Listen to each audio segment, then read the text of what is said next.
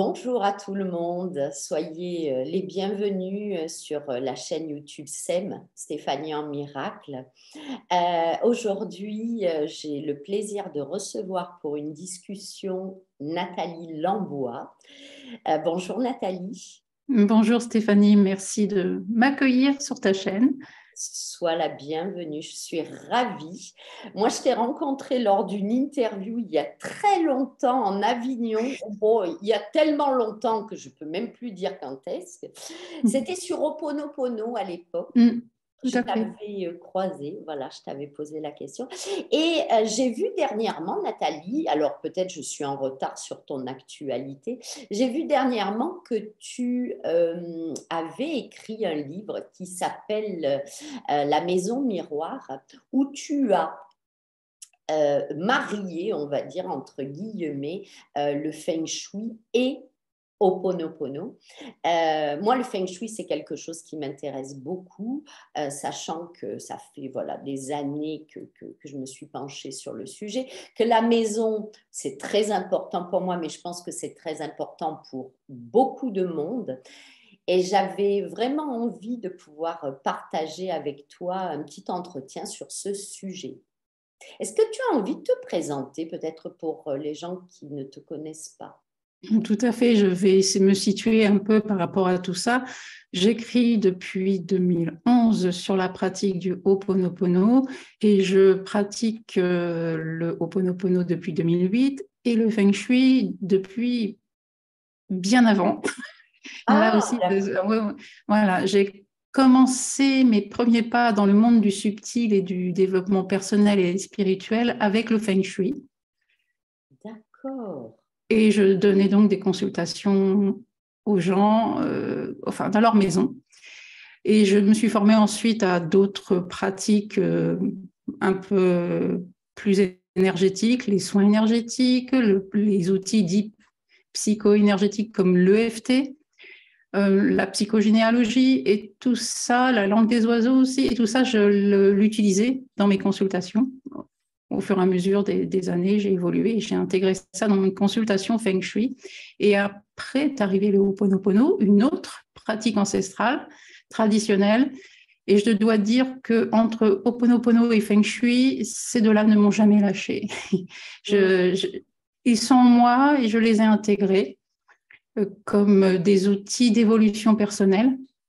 Et c'est pour ça que j'ai écrit ce livre qui s'appelle La Maison Miroir.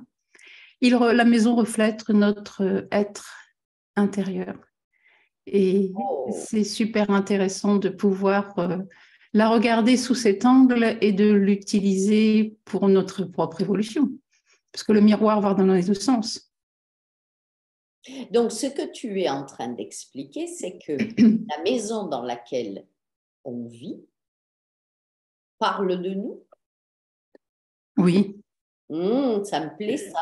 Tu peux détailler ou donner des exemples? Ça m'intéresse.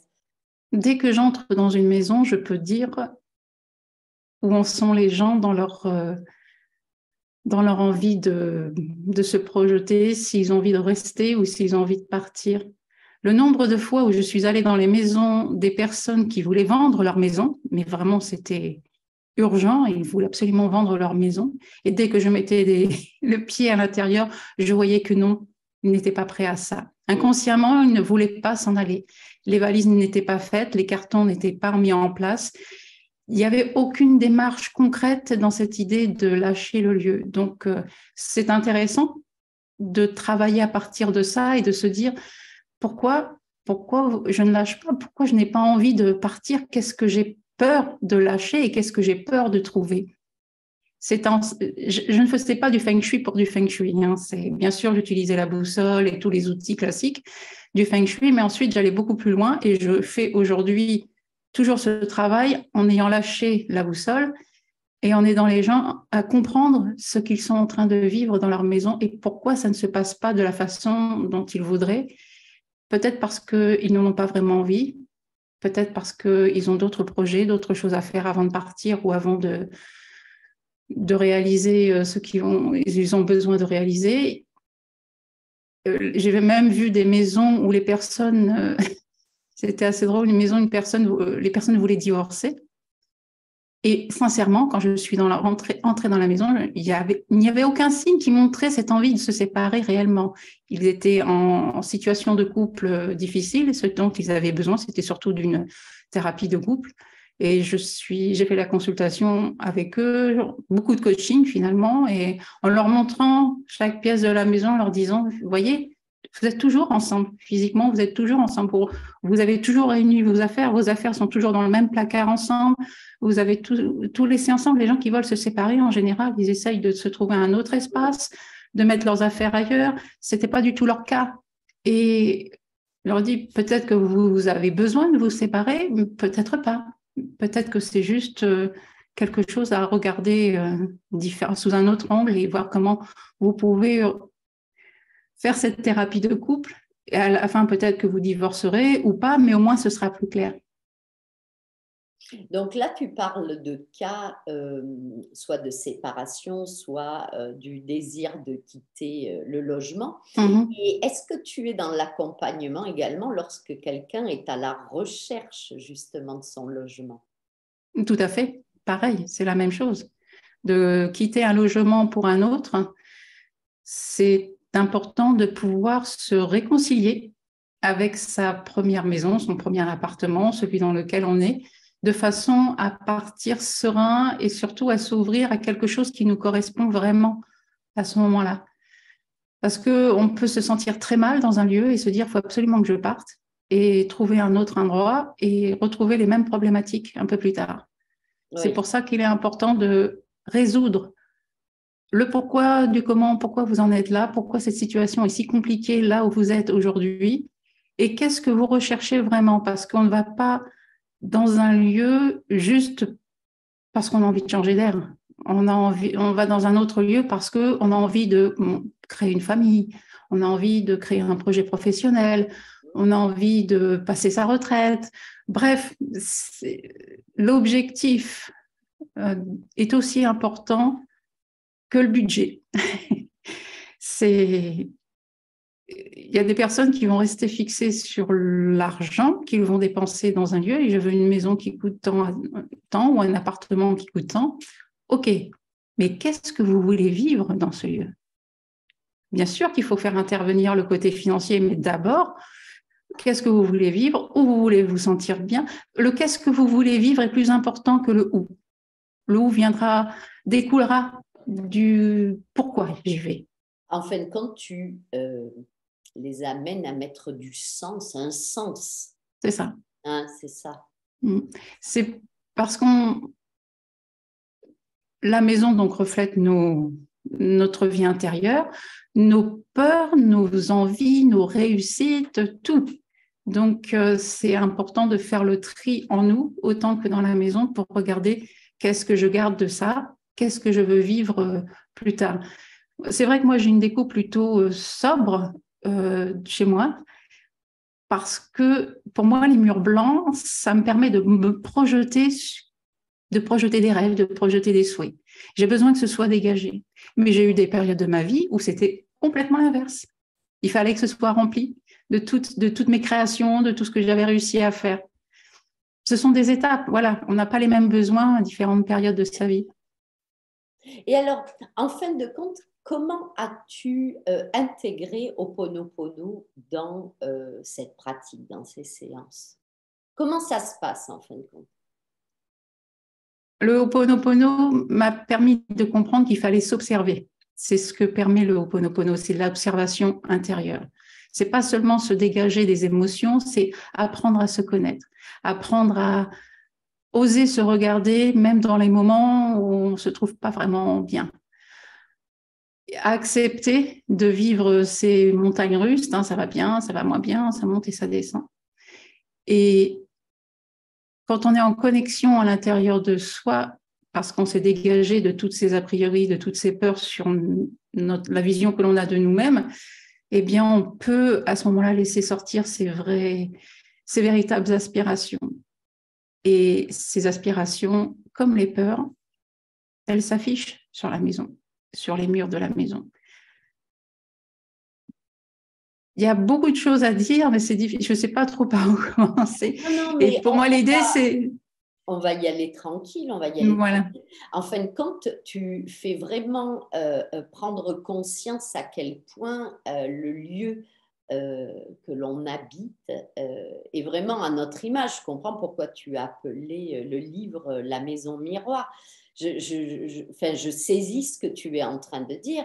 Euh, c'est presque comme une deuxième carte d'identité quelque part. c'est ça. Et ce que l'on ne veut pas voir, en fait, il s'affiche devant nous. On l'a en pleine figure quelquefois.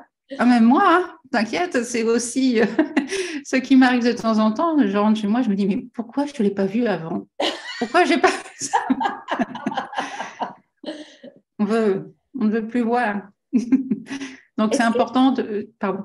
Non, je t'en prie, Nathalie, c'est important. Donc, c'est important de prendre du recul par rapport à sa maison au lieu de dire qu'elle a tous les défauts de la terre ou que c'est la huitième merveille. C'est de trouver justement un équilibre dans tout ça et se dire qu'on a tous la maison idéale. C'est juste qu'on ne l'a pas révélée et qu'on ne sait pas révéler, tout simplement. En fin de compte, c'est reprendre sa responsabilité pleinement. Oui, complètement. Moi, c'est ça que j'entends. Déjà dans le Ho'oponopono, c'est ça que j'entends. C'est Ça ça. dont tu parles. Alors, admettons que tu as une famille qui a envie de faire des transformations dans sa maison, mais de réelles transformations, une extension ou casser les murs, ou, enfin, j'en sais rien, toutes les idées possibles et imaginables. Tu peux les accompagner aussi là-dedans? Bien sûr, et là on repart depuis le début avec l'éternelle question. Qu'est-ce que vous voulez vivre dans cette maison? Pourquoi vous faites ça? Voilà, parce qu'on peut faire les choses aussi en se disant parce que c'est comme ça que ça se fait, parce que j'ai vu mes parents faire, parce que les voisins l'ont fait, mes amis aussi. Oui, oui. Mais est-ce que ça vous correspond à vous, à vos projets, à vos objectifs de vie? Alors ça peut être très inspirant hein, de regarder les maisons des autres et finalement avoir des idées. On est d'accord, je suis la première à le faire. Maintenant, est-ce que ça vous correspond véritablement? Et de ne pas hésiter à changer de direction si vous voyez que bah non, finalement, ce n'est pas tout à fait ça qu'il me faudrait. Peut-être que je m'engage là-dedans parce que j'ai peur que mes enfants s'en aillent. Alors du coup, je fais des agrandissements pour qu'ils soient plus souvent là, mais mes enfants un jour partiront de la maison quand même. Donc est-ce que c'est vraiment nécessaire aujourd'hui? Est-ce que ça correspond aux besoins, à leurs besoins et à vos besoins? Ce sont des vraies prises de conscience en fin de compte. Oui. Il y a, il y a un gros travail qui se fait derrière. Il y a une grosse... c'est même pas introspection, c'est vraiment regarder les choses telles qu'elles sont en face, quoi. Et regarder les choses en face, et comme tu le disais, c'est cette notion de responsabilité. Ah oui. C'est-à-dire on reprend la main sur sa vie quand on regarde sa maison sous cet angle-là. On s'aperçoit qu'on peut changer les choses, que c'est à notre portée. On n'a pas besoin de démolir toute une maison ou de faire tout un tas de travaux pour se sentir bien chez soi. C'est juste de la réveiller et de la révéler. Et de le faire, nous, parce que j'invite les gens, moi je donne des indications, mais c'est aux gens de le faire. Je ne vais pas aller chez eux pour leur dire on va bouger les meubles, on va faire... Non, je fais des propositions et par rapport à leurs objectifs, par rapport au sens de tout ça, parce que pourquoi je viens chez les gens faire du feng shui? Pourquoi vous me faites venir, même en vidéo? Pourquoi je suis chez vous? Pourquoi je suis là? Qu'est-ce que vous cherchez? Toujours. Et ensuite, une fois que je fais ces propositions d'aménagement, de décoration, etc., je laisse toujours quelques semaines, 2, 3 semaines avant le rendez-vous suivant pour qu'on voit ensemble ce qui a été mis en place et ce qui n'a pas été mis en place. Ah oui, parce Pourquoi? que c'est significatif. Tout à fait, on continue le travail comme ça. Donc, c'est pour ça qu'il y a au moins 3 sessions pour pouvoir justement regarder ce qui va, ce qui colle ou pas du tout. Ou pendant l'aménagement, pendant le tri, les gens peuvent avoir des révélations aussi. Tu arrives à le faire à distance, en visio? Oui, bien sûr, Bon, à distance. Oui, D'accord. parce qu'on a cet outil incroyable qui s'appelle Internet et téléphone mobile et qui font aujourd'hui, les téléphones font aujourd'hui caméra. Donc, les gens filment leurs intérieurs, le plafond, les pièces en intégralité et ensuite l'extérieur aussi. Et avec ces éléments-là, je peux tout Tu à peux fait travailler. travailler. Exactement. Donc, D'accord. ça, c'est bien. D'accord. Moi, j'aime beaucoup ce que tu as dit tout à l'heure quand tu as dit on a la maison idéale pour soi, quoi. Euh, Parce que euh, je trouve que parfois le feng shui peut être quand même très restrictif. Oui, Je ne sais pas si tu comprends ce que je veux dire. oui, non, tout à En fait, oui. disant, mais c'est normal que ça n'aille pas dans tel domaine parce que, Mm. enfin, je sais pas, j'ai pas d'exemple qui me viennent, mais moi, je trouve que ou alors certains feng shui, parce que je ne sais pas s'il y a plusieurs feng shui, peuvent être très restrictifs. Euh, mais ce que je pense, c'est que si la personne s'en va parce que il y a un truc qui ne va pas dans la maison qu'elle occupe, si elle en prend une autre, probablement que le problème ne va faire que se déplacer. Exactement. C'est pas forcément la maison qui est en cause. Bien sûr, ça influence l'énergie des lieux, influence les habitants. Mais Oui, les habitants ont leur propre énergie et transforment l'énergie par leur présence. Et donc, ils vont interférer avec l'énergie du lieu. Et c'est pas pour rien que vous avez été attiré par telle maison plutôt qu'une autre. Bien sûr, il y a tout le côté rationnel, le prix, le quartier, c'est près de l'école ou près du travail. On est d'accord. bien sûr. Mais quand même, pourquoi dans ce lieu? Pourquoi dans cette énergie? Elle vous semble familière? Peut-être qu'elle vous rappelle ce que vous avez vécu auparavant. Et c'est pour ça qu'on se retrouve toujours dans le même style de maison, parce que ça nous semble familier, parce que ça nous semble, c'est du connu. Et on a du mal à aller dans les endroits qui sont complètement différents de ce qu'on a toujours connu. Et peut-être que c'est la solution justement pour pouvoir changer de vie et surtout que l'existence prenne la direction dont vous avez vraiment envie. Oui, parce qu'en fin de compte, là, tu parles de la maison, mais ça va être la même chose avec certaines expériences ou certaines rencontres. On C'est va ça. cumuler. Voilà, c'est ça. C'est ça. Mmh. Tant que la chose n'a pas été comprise, on va remettre le couvert à chaque fois, même dans son emploi ou dans sa situation financière ou dans ses rencontres. Enfin, ok, C'est cette fameuse zone de confort qui n'est pas du tout confortable, mais dans laquelle on reste parce que c'est du connu. c'est ça. C'est tout. C'est ça. Et il n'y a pas à se juger là-dessus. On évolue pas à pas. Et c'est vrai qu'il y a des moments où je me suis dit, mais pourquoi j'ai pas fait ça plus tôt? Parce que j'étais fixée sur autre chose. Mes priorités étaient différentes. Et là aussi, dans la maison, ça permet de revisiter ses priorités concrètement, et surtout quand on est une famille, c'est de voir ce qui est vraiment important à mettre en avant, parce qu'il y a des gens qui s'oublient ou il y a des gens qui mettent en avant, pas forcément, enfin, La qui vont mettre en avant problématique. les enfants, mais qui vont s'en servir d'excuse pour pas avancer, pour pas faire leur projet aussi. Oui, d'accord. Oui, d'accord, d'accord. Je vois ce que tu veux dire. C'est parce qu'il y a les enfants que telle ou telle chose n'est pas possible pour l'instant ou ce genre de choses. Ok. C'est ça. Ok, mais après, tu sais, on peut se cacher derrière n'importe quel Alors oui, c'était un excuse. Ça exemple, peut hein. être l'argent, le conjoint, Oui, c'est ça. une Mon mari, maladie ou n'importe c'est de la quoi. faute de mon mari, de ma femme. De toute façon, c'est toujours à cause Mais d'eux que ça ne va c'est pas dans cette toujours maison. la faute du conjoint, de toutes les manières. C'est bien connu. C'est Ben bien. voilà. Et donc, alors, donc les gens vont pouvoir te consulter, je présume, pour régler ou essayer, on va dire, d'harmoniser ou d'apaiser certains domaines, que ce soit financiers ou professionnels. Voilà, tout à fait. C'est pour ça que le pourquoi de ma présence dans leur intérieur, dans leur intimité, est important. Il faut qu'on le définisse ensemble. Et une fois qu'on a le pourquoi, on a le sens, on a l'objectif. Donc, c'est Là, on va voir l'évolution, on va voir la direction à prendre. Donc, on ne fait pas du feng shui pour du feng shui. Les personnes qui veulent harmoniser leur maison, c'est parce qu'elles ont certainement des choses qui sont difficiles en ce moment, il y a des étapes à passer et qu'il faut garder ça en tête en se disant, voilà, pourquoi je fais ça? Donc, vous pouvez prendre des livres feng shui, suivre des cours sur Internet, il n'y a pas de souci là-dessus, mais le pourquoi vous le faites va vous guider dans vos choix. C'est dans les premières étapes, donc le sens, et ensuite, ce qui est important à regarder et à mettre en place, c'est la clarification. Clarifier sa maison, c'est clarifier ses idées, c'est clarifier aussi sa pensée par rapport à l'objectif que l'on a.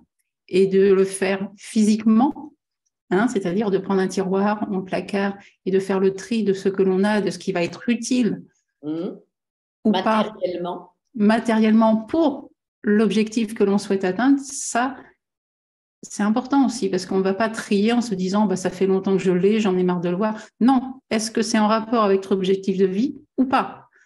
C'est plus simple de faire le tri, du coup. Est-ce que c'est cohérent avec ce que je veux vivre? Est-ce que je le garde pour ces raisons-là? C'est tout. J'étais en train de penser qu'il y a des personnes qui sont plutôt casanières, ou sans parler d'être casanier, qui aiment beaucoup être à la maison, qui apprécient d'être à la maison, et d'autres dont on pourrait dire que le toit ne leur tombera pas sur la tête. Qu'est-ce que tu peux... Non, mais je trouve que c'est assez intéressant, Nathalie, parce que finalement, qu'est-ce que ça dit de nous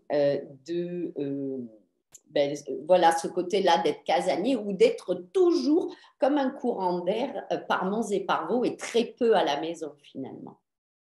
Oui, il y a des personnes qui ont l'impression qu'elles ont un élastique et qu'elles sont toujours parties à l'extérieur, mais en général, c'est parce qu'elles n'ont pas le lieu qui leur correspond vraiment. Elles l'ont choisi par dépit, par défaut. Voilà, et ça peut être aussi un mode de vie que d'avoir un petit pied-à-terre et ensuite d'aller par monts et par vaux. C'est juste un endroit où on pose ses valises de temps en temps et hop, on part faire une escapade à droite, à gauche parce que ça fait partie de leur mode de vie actuellement, c'est tout. Il y a des personnes qui sont casanières. Alors ça aussi, je suis plus attentive aux personnes qui restent beaucoup à la maison qu'à celles qui partent. Parce que quand on se sent pris au piège par sa maison, quelquefois, oui. on a peur aussi de l'extérieur. C'est que ça renvoie des peurs par rapport à l'extérieur. Donc, je pense que ces personnes ont plus besoin d'aide parfois parce qu'elles se sentent seules et isolées et ont peur de rencontrer l'autre. Et là, elles ont besoin d'aide. Moi, je peux déceler ce genre de problématique, mais ensuite, il faut se faire accompagner par un thérapeute, un psychologue, un professionnel. Mais la maison est en cause, peut renfermer une personne. Si vous avez une maison, ce qu'on dit en feng shui, hyper yin, c'est-à-dire très sombre, peu d'ouverture, que les couleurs à l'intérieur sont très foncées, marron, ça peut accentuer ce côté casanier.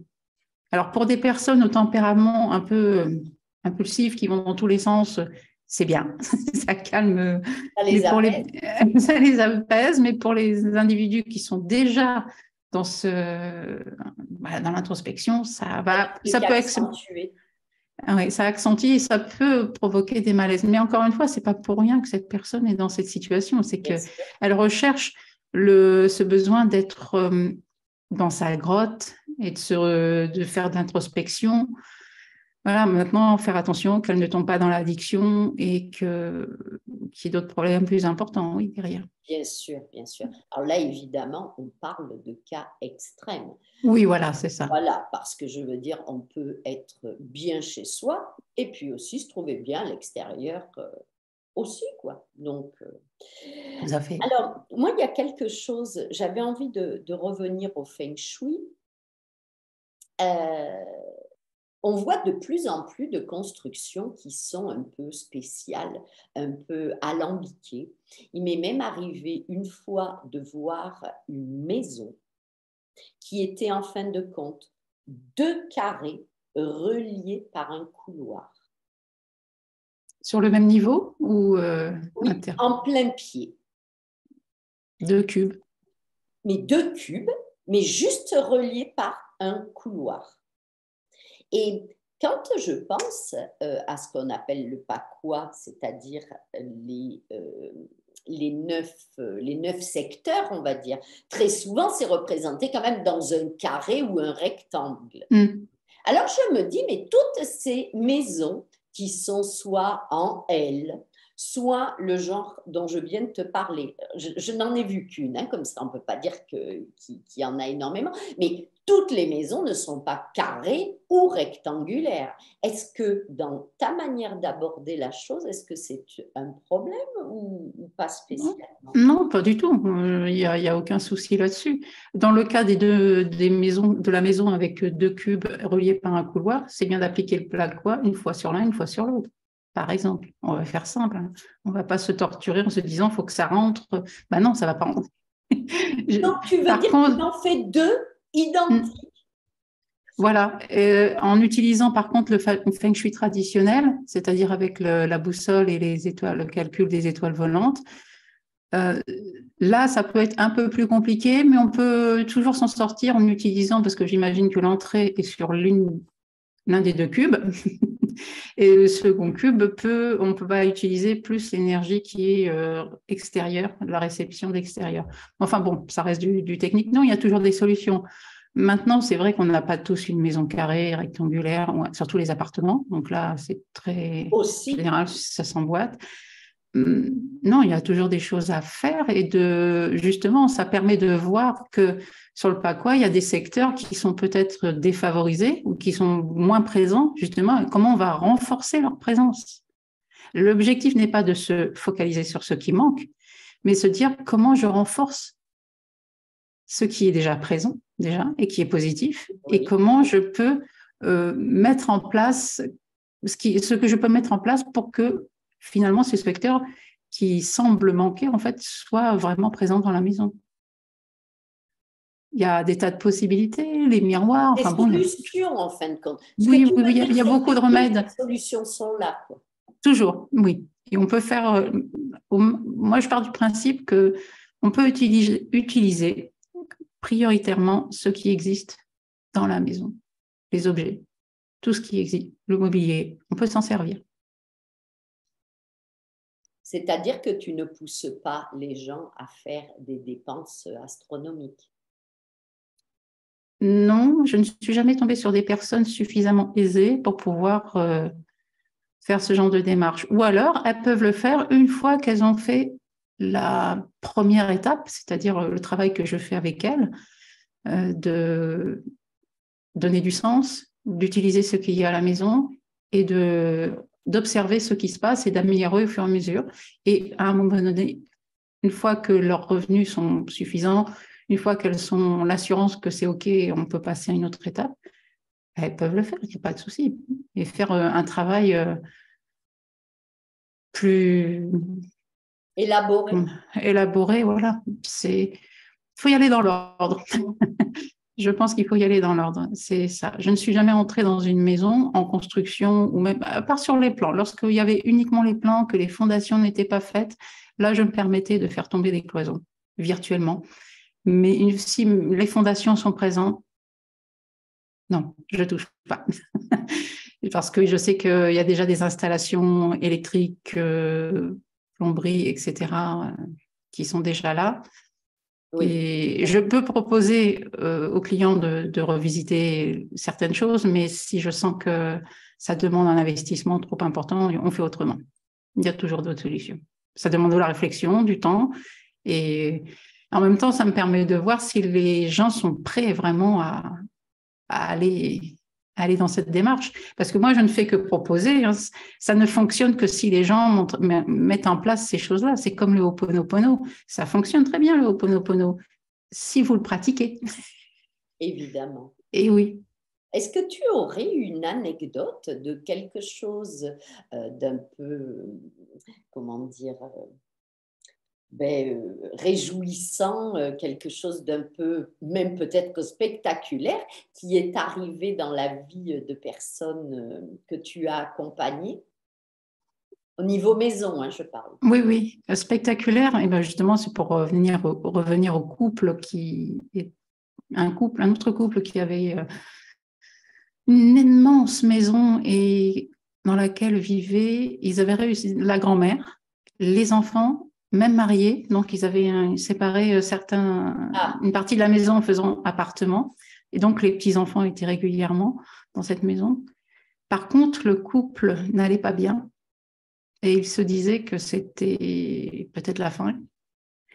Et quand je suis allée dans leur chambre, elle était transformée en cave, buanderie, dépôt. Leur chambre conjugale il y avait la table à repasser, en cagibi, voilà. Aucune intimité, même pas de rideau aux fenêtres, alors que tout le reste de la maison, qui était très grande du fait des séparations de chacun, etc., était parfait, nickel, c'était génial. Mais alors leur couple, il y avait des photos partout de la famille, mais il n'y avait pas des photos d'eux. Ok. Et donc, on a travaillé là-dessus aux priorités, sachant qu'au démarrage, c'était pour une raison financière qui a été réglée assez rapidement. Et on a passé beaucoup de temps ensemble à voir tout ça, à enlever toutes les choses qu'il y avait sous le lit, qu'ils avaient stockées. Il y avait de tout. Il y avait même une planche de surf. Il y avait vraiment de tout dans cette chambre. L'accumulation. Voilà, c'est ça. Et puis, je leur ai fait aussi afficher des photos de tous les deux ensemble, qu'ils avaient prises pendant leurs vacances, quand ils étaient partis ensemble, même si c'était pas récent, et poser des rideaux aux fenêtres, mettre de l'intimité. Et je les ai laissés là-dessus. Et j'ai eu de leurs nouvelles un peu plus tard. Ils m'ont rappelé en me remerciant parce qu'ils étaient en train de fêter leur énième anniversaire de mariage, j'ai oublié le chiffre. Et ils partaient tous les deux pour la première fois depuis au moins 19 ans, en amoureux, en vacances. Ils se sont retrouvés, en fait, parce qu'ils s'étaient perdus dans cette immense famille. Et là encore, ce que je sentais, c'est qu'il y avait de l'amour en eux, l'un envers l'autre. Par contre, ils étaient pris par leur business, par toute cette famille, l'immense famille. Et j'aurais trouvé dommage de les laisser comme ça. Donc, oui. Et puis, la meilleure réponse que j'ai en général, c'est que les gens m'envoient d'autres personnes, puisque ça a marché pour eux. Oui, bien sûr. Bah, bien sûr. Voilà. Mais si les blocages arrivent à sauter grâce à ce que tu proposes, forcément qu'on va avoir envie d'en parler autour de nous. Mais c'est vrai que c'est plaisant de voir ce genre de résultats. Je ne cours pas après les témoignages de reconnaissance, etc. Donc, je ne suis pas quelqu'un... J'y vais à fond, je fais mon travail à fond. Et une fois que c'est fait, je sens que les gens sont prêts, qu'ils sont dedans. OK, j'ai fait mon boulot. Donc, ils ont mis le truc en route. C'est vrai que je n'ai pas forcément beaucoup d'anecdotes à raconter sur les après, parce que je ne cherche pas. C'est à partir du moment où je sais que ça va bien, puis j'ai toujours des échos par ailleurs en me disant coucou, on est là, ça va super bien depuis que vous êtes passé, on a réussi à faire ci, on a réussi à faire ça, chouette, tant mieux, voilà quoi. J'ai fait mon boulot. Mais ce que je voulais dire aussi par rapport à la maison, c'est que c'était important de se sentir bien chez soi, très important, hein, qu'on soit casanier ou quelqu'un qui virevolte.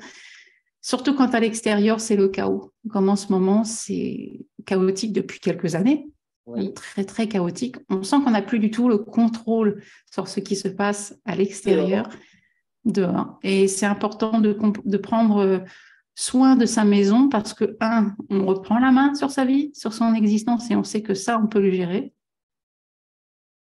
Très bien. Et ça permet de lâcher ce sentiment d'impuissance que nous renvoient les médias beaucoup en ce moment. Oui, c'est très intéressant ce que tu... En fin de compte, c'est notre bout de souveraineté. C'est ça, c'est votre royaume. C'est notre royaume, c'est tout à fait ça. Très bien, j'aime beaucoup ce que tu viens de dire. Dis-moi, Nathalie, qu'est-ce que ça vient nourrir en toi quand tu fais ce genre d'études, quand tu accompagnes des gens dans ce cheminement par rapport à leur maison? C'est de leur faire comprendre qu'ils ont la main, qu'ils peuvent être autonomes et que la responsabilité qu'ils ont, c'est-à-dire c'est d'être heureux. Alors, responsabilité, le mot, je l'aime beaucoup depuis que j'ai découvert Ho'oponopono. Quand on le décompose, ça fait réponse et habilité. C'est notre habilité à répondre aux événements, notre capacité à réagir à ce qui arrive. Et quand on redécouvre cette capacité sur sa maison, sur son environnement, eh bien, on reprend aussi courage, confiance dans la vie. On se dit, voilà, je peux faire quelque chose d'autre de ma vie. Je ne me sens plus coincée dans cet environnement. Donc, c'est ça que j'aime apporter, c'est sentiment de libération et de responsabilité. Et de responsabilité dans le sens le plus noble du terme, c'est-à-dire qu'on n'a plus à attendre des autres pour être heureux. On peut le faire à partir de soi. Ça ne veut pas dire que ce soit facile. On est bien d'accord avec ce qui arrive, mais voilà, il y a des possibilités. Et aussi d'accepter qu'il y ait des moments où ça va bien et d'autres moins bien et que ça fait partie de la vie. Tout n'est pas linéaire, on l'a bien remarqué, mais l'intérieur de notre maison peut nous apporter ce sentiment de sécurité, de confort et de confiance. Et si un jour on ne se sent plus bien chez soi, il ne faut pas forcément en partir. Regardez, c'est peut-être que mes objectifs, mes priorités ont changé et qu'il faut que je réajuste mon intérieur en fonction de ça. Ça peut être que la personne est seulement dans une période où elle manque de clarté aussi par rapport à ça. Voilà, la clarification, faire le tri de ses affaires, c'est un bon exercice. Ouvrir le tiroir où on met tout, les élastiques, les boutons, les vis, les machins qu'on a trouvés, et trier. Et regarder, est-ce que ça, c'est vraiment utile de garder? Toutes ces choses où on se dit que l'on garde au cas où. Au cas où quoi? On ne sait jamais. On ne sait jamais qu'est-ce qui va se passer. Et donc là, on se programme quelque chose de pas vraiment positif. Et s'autoriser à trier, c'est aussi se dire, de toute façon, je l'ai gardé pendant 2 ans, 5 ans, et il ne s'est rien passé. C'est pour ça qu'il est toujours là que je ne m'en sers pas. Donc, peut-être que je peux le vendre ou le donner à quelqu'un qui en a besoin. Voilà, c'est pas forcément trier pour jeter, se débarrasser. C'est se poser des questions en même temps. Pourquoi j'ai gardé ça? Pourquoi je suis toujours avec cet objet? Qu'est-ce que je croyais qu'il allait se passer? Puis ça permet de faire de l'espace. Et voilà. Et quand on fait de l'espace, on peut accueillir de la nouveauté. Et c'est ce qu'on fait aussi avec Ho'oponopono. Quand on nettoie en soi avec ces mots, désolé, pardon, merci, je t'aime, on se libère de mémoires anciennes, on crée de l'espace pour laisser apparaître ce qui nous paraît de la nouveauté, mais en fait qu'on avait déjà en nous et qui peut enfin prendre sa place. Et c'est la même chose dans la maison. Prenez un tiroir, un placard, les vêtements que l'on garde au cas où on reviendrait à la taille 36. Au cas où. Voilà. Et en attendant, quand on ouvre le placard, eh bien, on a toujours ce pantalon ou cette jupe qu'on ne peut plus mettre et qui nous fait culpabiliser, nous sentir mal. Pourquoi je ne peux plus rentrer là-dedans? Il est peut-être temps de s'en débarrasser. Aujourd'hui, il y a des super applis pour pouvoir vendre ces vêtements et les recycler, etc.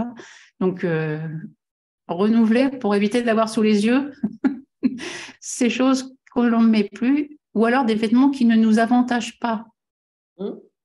Ça, il ne faut pas hésiter aussi à s'en débarrasser et de garder uniquement une garde-robe où le matin on se lève, on dit « Oh, j'ai tellement de choix, tout ça, ça me va bien, chouette, je vais pouvoir me faire plaisir aujourd'hui. Donc, comment je me sens, quelle est mon humeur ?»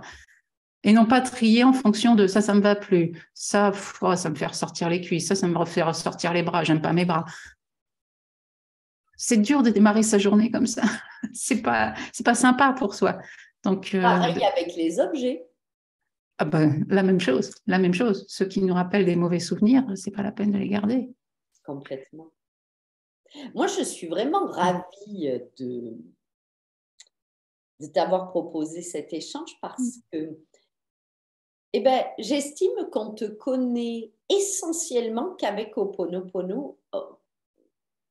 J'ai pas trop eu d'informations sur ce sujet-là de toi avec cette harmonisation que tu proposes au niveau de la maison. Je suis ravie, vraiment. Hein. Merci. Vraiment, vraiment. Oui, oui, tout à fait.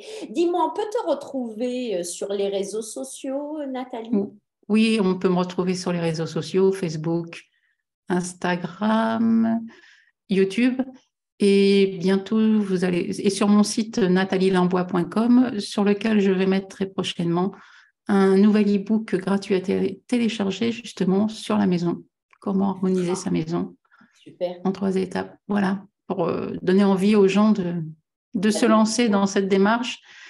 Et parce qu'aujourd'hui, c'est super important, quoi, d'être bien chez soi. C'est encore plus important aujourd'hui, je pense, que ça n'a pas été ces dernières années. Je comprends ce que tu dis. J'ai tendance à partager ce point de vue. Oui, avec le travail à la maison, ne serait-ce que ça, qui s'est développé. Tout à fait. Et on prend conscience que ce lieu-là est prioritaire. Je vais mettre tes informations sous la vidéo. Merci. Les gens puissent te contacter, suivre ton actualité. Voilà. Et je vais essayer de parler un peu plus de cet aspect-là de mes compétences. Ah oui, oui, je trouve que c'est une bonne idée qu'on a eue de pouvoir faire cette discussion, oui. Oui, oui, c'est bien que tu mettes ça en avant, d'autant pour tout ce que tu viens de nous raconter. Là, je trouve que c'est, comment dit-on? C'est très concret, en fin de compte. Oui. Ah ben oui, c'est on est dans le concret. C'est pas possible. Parce Tout à fait. Tu vois, tout à l'heure, je me posais la question, je me suis dit, est-ce que quand elle arrive chez des gens, donc, ou qu'elle rentre en contact avec des gens par rapport à leur maison, est-ce que tu leur parles de Ho'oponopono? Parce que pour certaines personnes, ça peut être complètement surréaliste, on va dire. Ça vient au fur et à mesure des séances. Il y a des personnes qui s'ouvrent à ce genre de choses. Et j'ai remarqué que les personnes les plus sceptiques, quand elles avaient le déclic lors de mon intervention, c'était elles les plus réceptives. Et donc, du coup, vous voulez connaître plein de choses, dont le Ho'oponopono, évidemment. Ah, c'est extra. Mais je trouve que c'est super, voilà, c'est très, très concret, ça me plaît beaucoup. Je te remercie vraiment, Nathalie, vraiment beaucoup. Mais on est aussi des êtres de matière, il ne faut pas oublier ça. Exactement. Ok, la spiritualité, je suis complètement d'accord, mais on est aussi des êtres de matière, donc on crée dans la matière autant que dans les énergies. Il faut utiliser tous ces aspects-là pour créer cette harmonie, justement. Tout à fait. Est-ce qu'il y a quelque chose, avant que l'on se quitte, que tu souhaiterais rajouter, peut-être un truc qu'on n'a pas évoqué ou que j'ai oublié de te demander? Juste rappeler qu'on ne peut pas changer ce qui se passe à l'extérieur, on ne peut pas changer les autres, on ne peut pas changer les situations, mais on peut changer en soi et dans sa maison. Et chez soi, oui. Et chez soi. Wow, voilà. C'est une belle conclusion. Hein. C'est une sage conclusion, on va dire. Je te remercie beaucoup, Nathalie. Beaucoup. Merci à toi, Stéphanie, de ton ouverture. À chaque fois que j'échange avec toi, c'est vraiment un plaisir. Merci beaucoup. Je te souhaite une belle continuation et un bon cheminement sur, sur ce qui te nourrit, sur ce que tu aimes faire. J'y arrive bien pour le moment. Ça se passe très bien. Merci à toi. Merci. Merci beaucoup. Eh bien, voilà, maintenant s'achève cette discussion à propos de la maison miroir avec Nathalie Lambois. Je vous retrouve prochainement avec une autre personne, une autre énergie, un autre sujet. En attendant, merci pour votre fidélité à la chaîne. N'hésitez pas à liker, peut-être à nous faire un petit commentaire, un petit coucou dans les commentaires, et puis à vous abonner, bien évidemment. Voilà. Bonne journée ou bonne soirée, tout dépend quand est-ce que vous visionnez notre partage. Et à très vite avec un grand plaisir. Au revoir.